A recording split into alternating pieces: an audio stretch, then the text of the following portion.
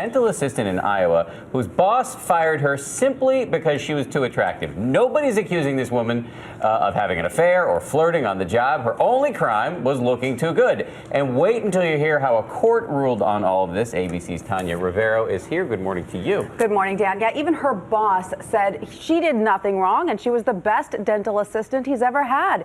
The court even said her firing was unfair, but they ultimately decided it wasn't illegal. And the decision has left many working women outraged and many employment lawyers confounded.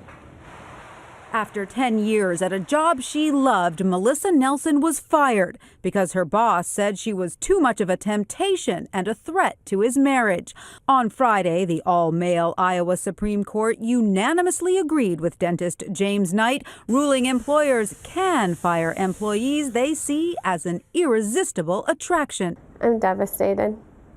I really am. The 32-year-old married mother of two says she saw her employer as a father figure and was shocked when Dr. Knight allegedly confessed he couldn't be trusted around her. I was very surprised. After working so many years side by side, I didn't have any idea that that would have crossed his mind. But according to court documents, Knight admits he referenced Nelson's infrequent sex life, saying that's like having a Lamborghini in the garage and never driving it. But when Knight was busted by his wife sending text messages to Nelson, it was she who demanded the dentist's assistant be fired.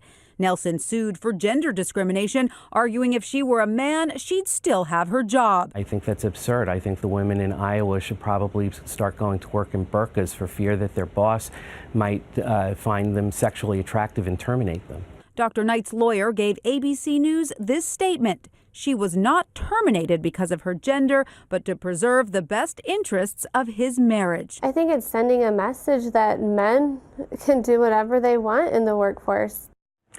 Now, the court did chastise Dr. Knight just a bit for what it called the ungenerous severance of 1 month's pay after 10 years of work. But that's the extent of it. He's off the hook, and Nelson has no more chances to appeal. And you pointed out that all of these justices are male. Yeah, and it was a unanimous decision. You know, I usually don't throw my opinion in on these stories, but this is so wrong. It's hard. And it sets a bad precedent. It's just bad. Yeah, it's a tough one.